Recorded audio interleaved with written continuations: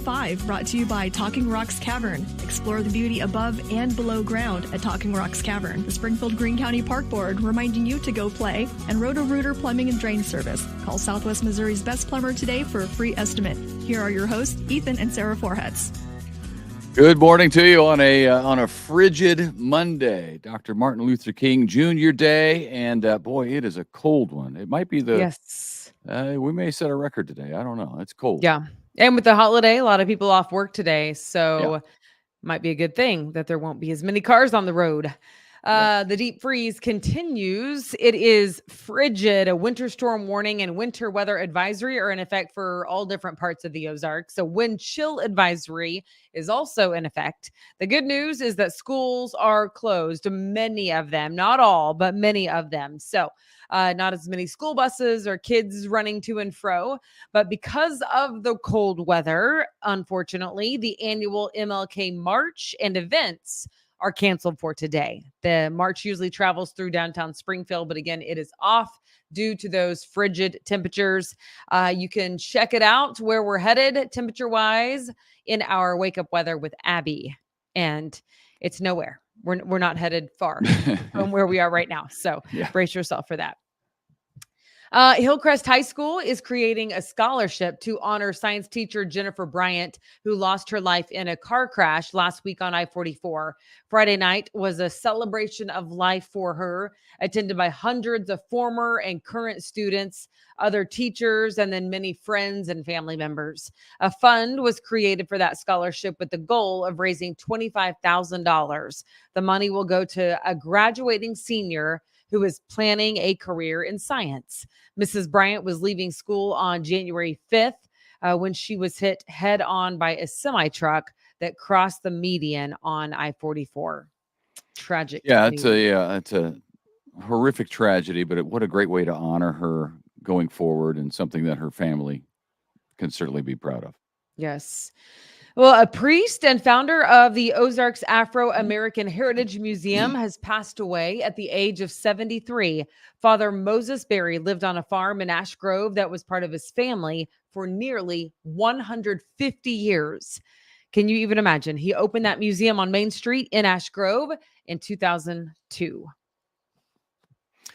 Okay, Missouri's low-interest loan program called MoBucks allotted $119 million to applicants just recently. It happened within 6 hours. 142 applications came in and accounted for that money. Treasurer Vivek Malik recently lowered the maximum loan amount from $10 million to $5 million so that they could meet the needs of more borrowers in the state. Tomorrow night, the Springfield School Board could vote on whether it will close Robertson Elementary School. We've been telling you about this for a while now. The last meeting got delayed because of weather. We'll see what happens tomorrow night. SPS administration is recommending that the board does, in fact, close it.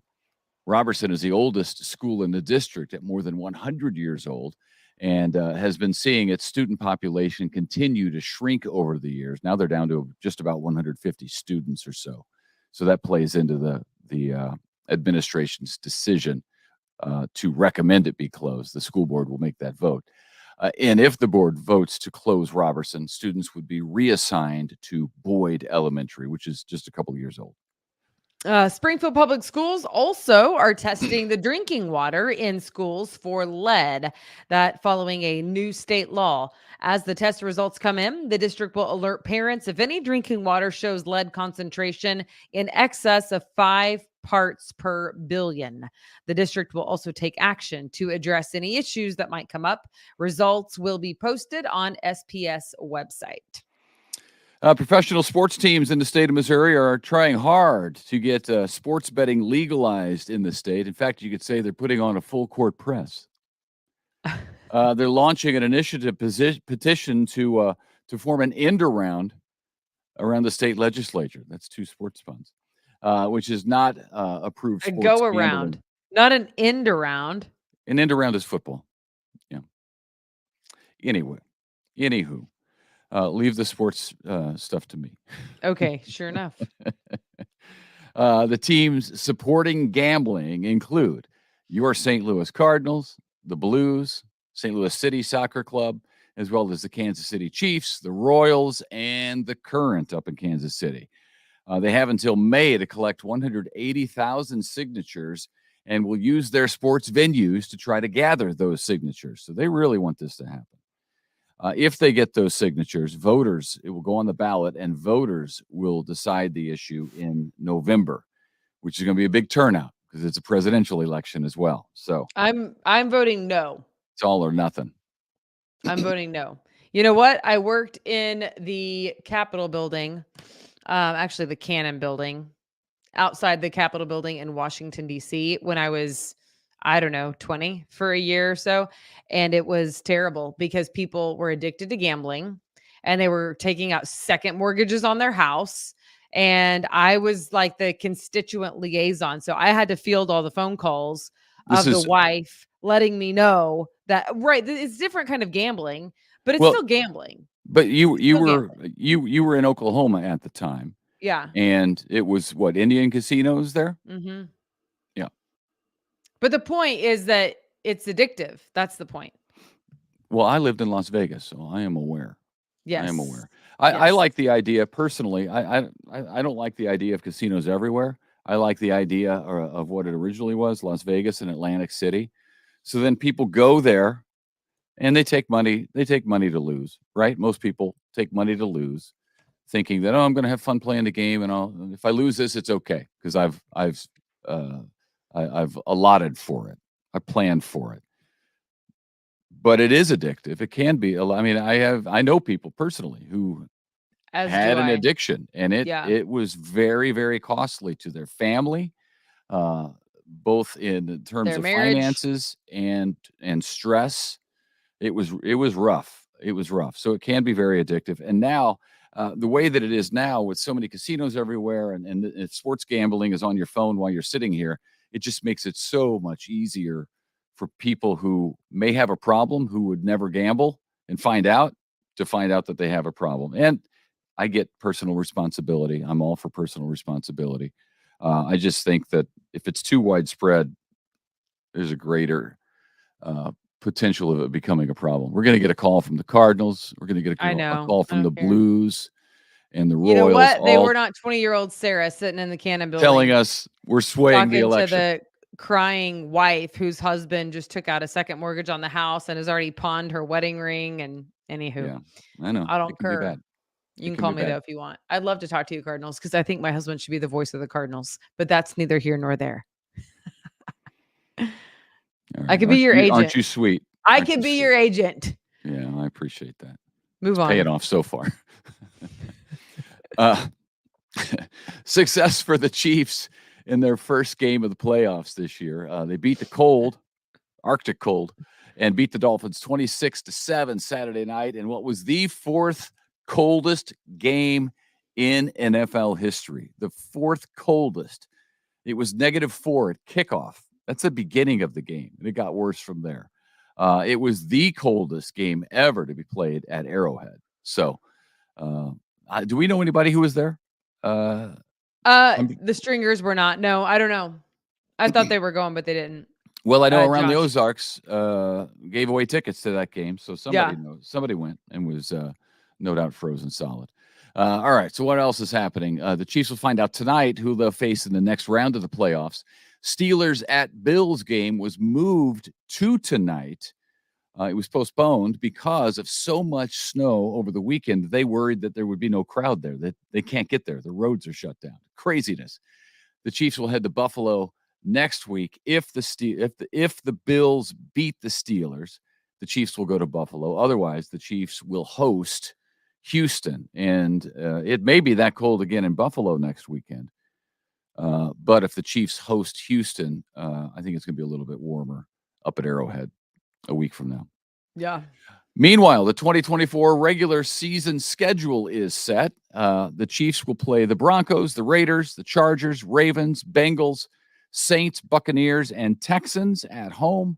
Then they'll go on the road to play away at Denver, Las Vegas, LA, the Chargers, Atlanta, Carolina, Cleveland, Pittsburgh, Buffalo, and San Francisco.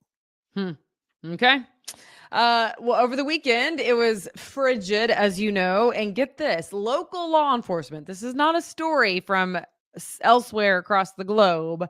Local law enforcement rescued a calf from a frozen pond on Saturday. Can you even imagine going in to rescue a calf from a frozen pond? It was like 2 degrees. In fact, actually, it was -10 at the time of the rescue by Ebenezer firefighters and Greene County deputies. So kudos to both of them. Greene County posted about it and said at the bottom, want to be a part-time cowboy and drive cool cars? That's funny. They used it as a way to recruit.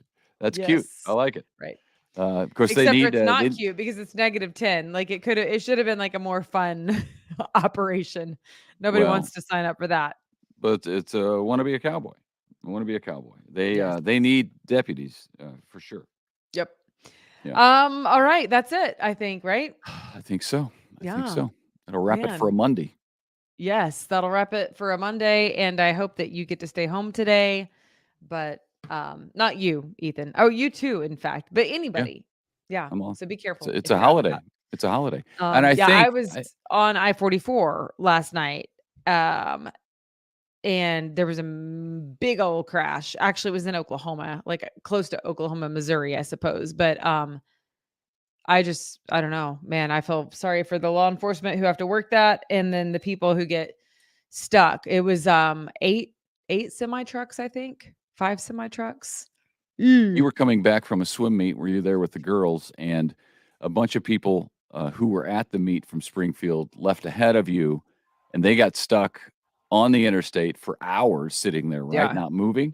Yeah. You found out, you ran into an Oklahoma State trooper at a convenience store where you stopped to get a coffee on your way home. And he said, you told him. I prayed for him. I gave him my ice scraper. And guess what? It paid off because I did not get stuck on I-44 and did not get, like, I don't even know the end of the story because they were still sitting there late. But the story is that he told you, don't get on Interstate 44. It's shut down. There's a wreck. Yes. So you took 60 over and then cut up to Joplin on back roads, really. Yeah. But you got home in before. One piece. Yes. Well, a few hours before the people who left ahead of you from the swim meet. Right. Man. Anyway, but that trooper, all that to say, try not to be on the roads if possible. He was like, you need to batten down in Veneta. That's what he said. I was like, he needs to get a scraper. That's what I thought, but I felt sorry. What's a state trooper doing without a scraper? He was a trooper too, not like a young whippersnapper. I mean, he was young, but like he was a trooper. I'm like, come on, dude. Yeah. I know. Don't worry. I gave him a good one, prayed over him, and sent him on his way. I didn't even ask him if I could pray. I just did it. Took a lady's scraper. He probably thought I was crazy. I don't care. Anyway, it's fine. Okay. That's all. And we digress. Happy Monday, folks. Yeah, we'll see you back. I think, by the way, I was looking at the record books. This is the coldest podcast in Around the Ozarks history. It was the one that we're doing right now. So mark it down. Mark it down. All right. See you tomorrow.